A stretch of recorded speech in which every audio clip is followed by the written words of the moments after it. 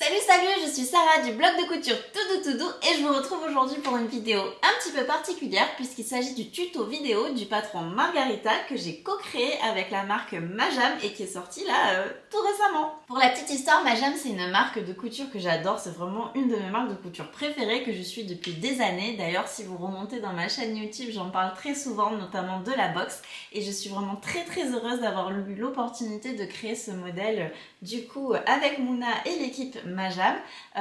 Donc du coup le patron il est disponible en PDF sur mon site et aussi sur celui de Majam. Vous pourrez aussi le retrouver en version pochette sur le site de Majam et surtout en kit. Je sais que vous aimez bien les kits. Je vous mettrai tous les liens en barre. Pardon. Je vous mettrai tous les liens en barre d'infos. Du coup le modèle rose et le modèle noir. On a des petites photos. J'aime beaucoup le modèle noir pour le tressage en fait des pétales. Le modèle peut être cousu avec pétales ou sans pétales comme on préfère. Moi personnellement je préfère la version avec pétales, je trouve que c'est vraiment ce qui fait le charme du modèle. Il est entièrement doublé, je vais le retourner pour vous montrer. Il est aussi joli à l'intérieur qu'à l'extérieur et ici vous allez pouvoir retrouver une petite poche zippée et le tuto vidéo est disponible sur la chaîne de Mouna. Je mettrai tout du coup comme d'hab en barre d'infos et j'ai envie de dire c'est parti pour le tuto. On commence par thermocoller les pièces, donc on va thermocoller le fond de sac dans le tissu extérieur ainsi que le corps de sac dans le thermocollant H250 ou bien Decovil 1 Light. Ensuite, si on le souhaite, on peut aussi thermocoller toutes les bandes de passe-cordon et bien venir les numéroter. C'est très important d'avoir la lettre de repère car cela facilitera énormément le montage pour la suite. Le thermocollage de ces pièces est facultatif, moi j'ai préféré le faire, mais ça va dépendre de la tenue du tissu qu'on utilise. On thermocolle aussi la bandoulière que moi j'ai thermocollée en H180 pour garder sa souplesse et j'ai également thermocollé l'ouverture de la poche zippée de la doublure. Pour cela, j'ai coupé un rectangle de 17 x 3,5 cm. Ensuite, sur le corps de sac, j'ai reporté toutes les pétales. Petite astuce pour bien reporter les pétales, il suffit d'évider les pièces de patron comme ici pour s'en servir comme de pochoir afin de pouvoir vraiment mettre les repères super facilement. J'ai donc tracé mes repères au stylo effaçable à la vapeur. On va maintenant s'attaquer aux pétales. Donc il y a 12 pièces de pétales et on va tout simplement mettre le passepoil bord à bord et endroit contre endroit tout autour de chaque pétale. On les épingle bien en faisant se croiser les deux extrémités du passepoil l'une sur l'autre en haut.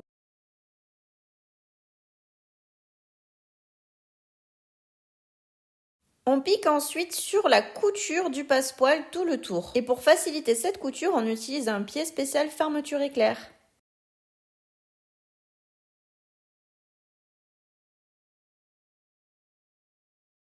Ensuite, crantez la pointe et les arrondis et mettez le passepoil vers l'intérieur, c'est-à-dire vers l'envers du tissu. Et ensuite, on repasse pour bien maintenir chaque pétale. Il faut répéter l'opération sur les 12 pétales.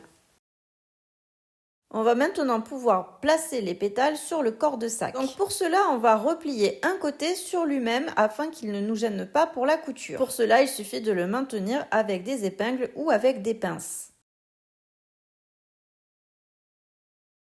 On retrouve nos repères et on vient tout simplement placer le pétale du haut sur le repère du haut qu'on va venir épingler. On vient ensuite faire une couture sillon entre le passepoil et le pétale. Pour cela, je mets toujours de mon pied spécial fermeture éclair. C'est une étape un petit peu délicate, donc il faut s'appliquer, quitte à faire du point à point sur les arrondis.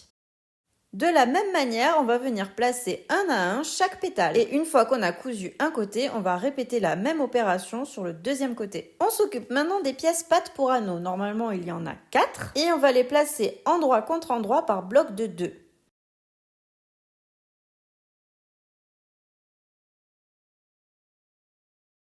L'idée, ça va être de piquer les grandes longueurs de part et d'autre à 1 cm. On va ensuite recouper la moitié de la valeur de couture, donc 0,5 de part et d'autre. Et ensuite, il faudra retourner délicatement les pattes et les repasser. L'idée maintenant, ça va être de placer les pattes dans les anneaux et de venir les replier comme sur la vidéo envers contre envers. Pour maintenir la patte sur l'anneau, il va falloir faire une piqûre. Donc si vous utilisez un pied classique, vous pourrez le faire à 0,7 cm au plus proche de l'anneau. Mais si vous utilisez un pied pour fermeture éclair, vous pourrez vraiment faire une piqûre au bord de l'anneau. Ensuite, au niveau des milieux côtés au-dessus des pétales, on fait correspondre les repères avec le milieu des pattes anneaux qu'on va venir fixer à 0,5 cm pour pouvoir faire une couture de maintien endroit contre endroit. Puis, on replie le corps de sac sur lui-même endroit contre endroit pour faire une couture à 1 cm. On ouvre maintenant la couture au fer. Nous allons passer à l'assemblage du fond de sac. On va donc se mettre sur le repère du milieu dos ainsi que sur le repère du milieu dans le fond de sac et on va venir les faire coïncider. On les épingle du coup de repère à repère. Puis on fait coïncider le repère suivant au niveau du fond de sac et au niveau du corps de sac. C'est très important de faire coïncider ces deux premiers repères et ensuite les prochains repères qu'on fera au fur et à mesure parce qu'on va assembler bloc par bloc le fond de sac avec le corps de sac endroit contre endroit afin de faire de jolies incrustations, c'est-à-dire de jolis angles. Donc on va partir de la couture du milieu et on va assembler à 1 cm jusqu'au prochain repère, c'est-à-dire à la prochaine épingle. Et on s'arrête bien au niveau de l'épingle. Donc au niveau de l'épingle, on laisse son aiguille plantée et on lève le pied.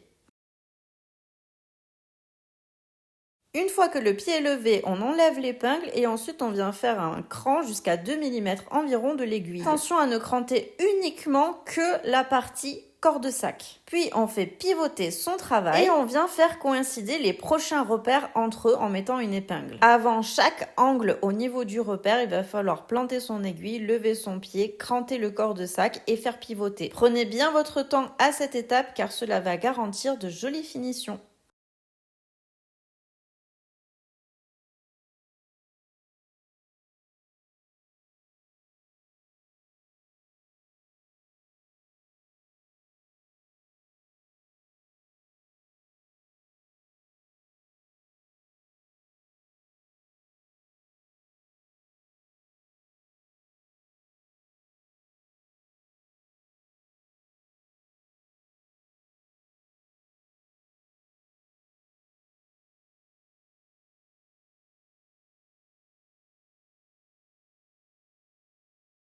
Une fois qu'on a assemblé le fond de sac, on va pouvoir retourner le sac sur l'endroit. Et à cette étape, on check que tout va bien, que le fond de sac est bien assemblé, que les angles sont bien jolis.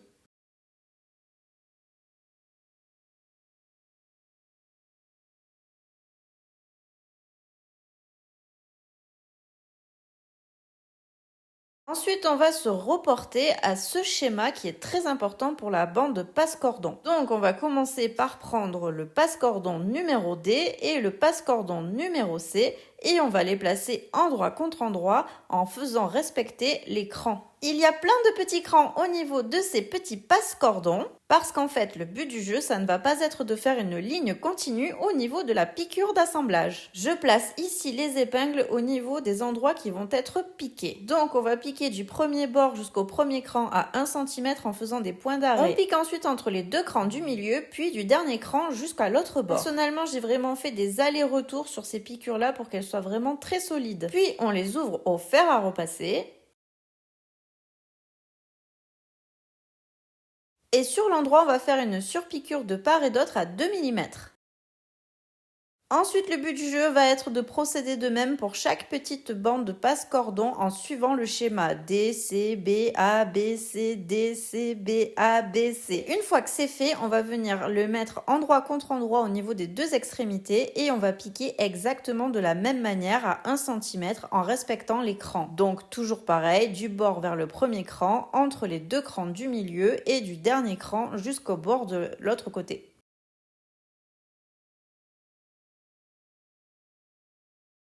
On obtient donc une bande de passe-cordon en arrondi et là, on va venir le replier envers contre envers comme sur la vidéo. Pour bien le maintenir ainsi, on va faire un coup de fer à repasser.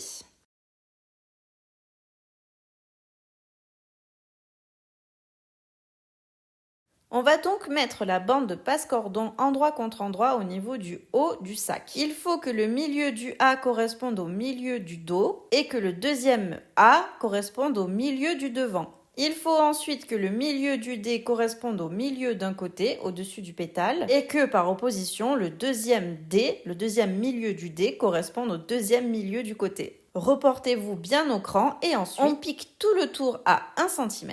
Une fois que c'est piqué, si on le souhaite, on peut soulever pour voir si on a bien cousu, mais il faudra bien laisser la bande passe-cordon vers le bas comme ici. On va maintenant s'occuper de la doublure. Donc sur une des deux pièces de doublure, si on le souhaite, on peut créer une fermeture éclair. Vous pouvez vous référer à la vidéo de la chaîne de Majam dont je vous mettrai le lien pour coudre cette poche. Ensuite, on va placer les deux rectangles de doublure endroit contre endroit et venir piquer de part et d'autre à 1 cm. Sur un des deux côtés, il faut bien penser à laisser une ouverture de 13 cm environ qui sera très utile pour retourner ensuite le travail. Une fois que c'est piqué, on ouvre les coutures au fer à repasser. Laissez la doublure sur l'envers et placez l'envers d'un des milieux devant vous. Ensuite, il va s'agir d'assembler le fond de sac doublure au corps de sac doublure en procédant exactement de même que pour l'extérieur. On va donc commencer par faire coïncider l'écran de milieu avec une épingle. Puis, on va épingler le cran suivant et piquer à 1 cm bloc par bloc en s'arrêtant bien avant les angles, en laissant l'aiguille plantée au niveau des crans pour ensuite cranter et pivoter. Je vous laisse regarder à nouveau la vidéo précédente sur l'assemblage du fond de sac avec le corps extérieur. Maintenant que la doublure est assemblée, on reprend le corps de sac extérieur et on va venir mettre endroit contre endroit le sac extérieur avec la doublure en mettant le sac extérieur à l'intérieur de la doublure. Pour bien les positionner, il faut faire coïncider les milieux côtés et milieux devant.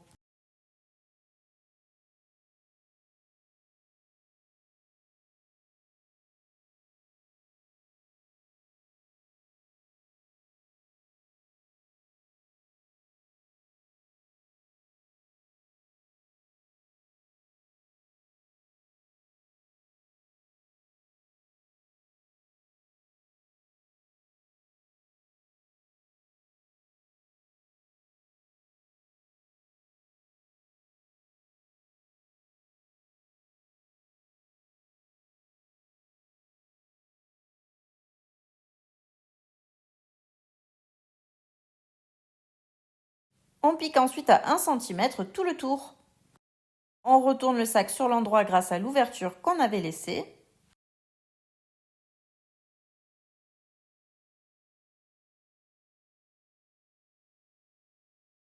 Et après avoir vérifié que tout va bien, on referme l'ouverture qu'on avait laissée à l'aide d'un point à la main ou d'un point machine. On peut faire une surpiqûre en bas de la bande passe-cordon sur l'endroit. Pour cela, je vous recommande d'allonger le point à 3,5 environ. On laisse de côté le sac pour le moment et on s'attaque à la bandoulière. Comme si c'était un biais, on va venir replier de part et d'autre 1 cm au fer à repasser les grandes longueurs de la bandoulière.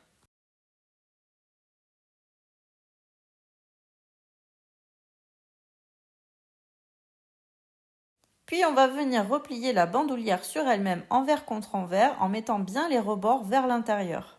On maintient le tout grâce au fer à repasser. Puis on vient faire une piqûre le long des deux bords longs en commençant par celui qui est ouvert à 2 mm et en allongeant le point si on le souhaite. On peut surfiler ou replier les extrémités et ensuite on prend une extrémité qu'on vient faire passer dans la boucle par-dessus l'ardillon comme sur la vidéo.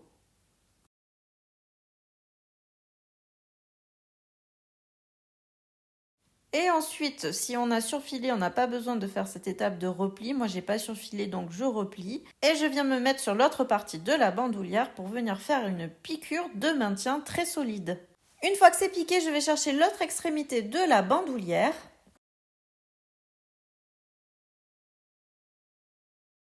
Et je vais insérer l'extrémité restante de la bandoulière dans l'anneau qui est sur le sac, de l'intérieur du sac vers l'extérieur du sac.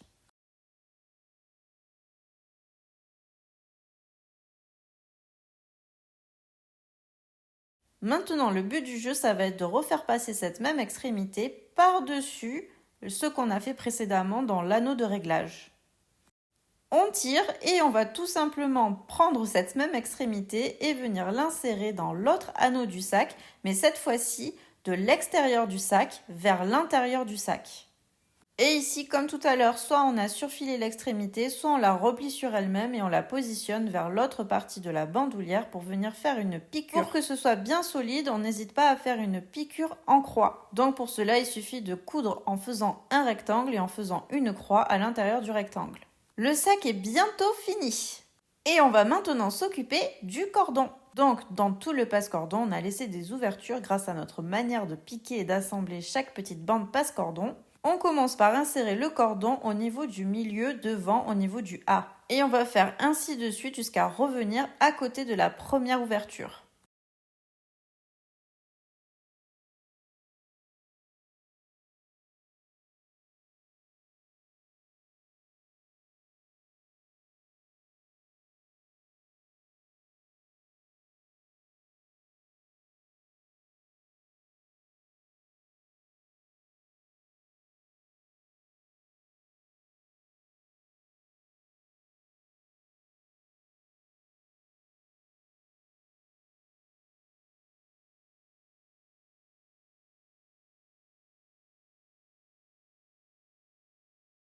Ensuite, on serre le cordon et moi, ce que j'aime bien faire, c'est un petit coup de vapeur pour vraiment mettre en forme le sac.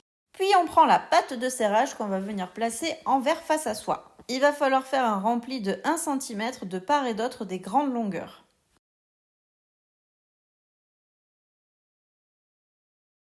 Une fois que les deux côtés sont bien remplis au fer à repasser, on va le placer endroit contre endroit pour venir faire une piqûre au niveau du petit côté. On pique du coup ici à 1 cm. Et une fois que c'est piqué, on va ouvrir au fer à repasser la couture. Elle va donc être positionnée sur le milieu devant. Une fois que la couture aura bien été ouverte au fer, ça va être un petit peu minutieux, mais il va falloir retourner cette petite patte de serrage. Et on va venir faire une couture sillon vraiment au niveau de la couture ici sur l'endroit. Puis à l'aide d'une épingle à nourrice, on va insérer les petits cordons dans la patte de serrage. Je vous conseille de mettre un petit scotch au bout du cordon, ça permettra d'éviter qu'il s'effiloche le temps du passage du cordon dans la patte de serrage. On fait pareil pour les deux extrémités du cordon au niveau des deux petits blocs de la patte de serrage. Ensuite, pour les finitions du cordon, on peut soit faire un petit nœud et c'est fini, ou alors on peut utiliser les petites finitions de cordon. Donc pour cela, il va falloir placer le cordon endroit contre endroit avec une de ces pattes de finition. Je vous conseille de faire dépasser légèrement le cordon. Et donc il faudra que le petit cordon soit pris en sandwich entre les deux pattes de finition. On va donc les placer endroit contre endroit et mettre des épingles. Et on va commencer par piquer le petit bout là où il y a le cordon, ce qui permettra de bien le fixer. Donc on fait une couture de maintien à 0,7 cm environ, endroit contre endroit. Une fois que c'est piqué, on va épingler le reste en laissant une petite ouverture au niveau du milieu bas, au niveau du cordon. Alors ne faites pas comme moi sur la vidéo et laissez une ouverture un peu plus grande au niveau du milieu bas, parce que sinon c'est un petit peu plus galère à retourner même si j'y suis arrivée. J'ai donc piqué de part et d'autre à 1 cm en laissant une ouverture au niveau du cordon et ensuite on vient couper la moitié de la valeur de couture. Attention à bien laisser la valeur de couture au niveau de l'ouverture. Puis une fois qu'on a bien dégarni le pétale de finition, on va pouvoir le retourner sur l'endroit en tirant sur le cordon. C'est à ce moment-là que je m'en suis voulu de ne pas avoir laissé suffisamment d'ouverture pour pouvoir retourner. Tirer délicatement. Puis, une fois qu'on l'a retourné sur l'endroit, on rentre à l'intérieur le petit reste de valeur de couture et on fait un petit point à la main pour pouvoir le refermer, puis on repasse. On fait de même pour les deux cordons et on procède au repassage final. Et voilà, le petit sac est terminé. Il pourra être cousu en jean, en gabardine, en canevas de coton. Faites-vous plaisir avec un joli tissu. Utilisez vos plus belles chutes de tissu pour faire les pétales. Il me tarde de voir vos versions. Bonne couture et encore 1000 merci à la team Majam.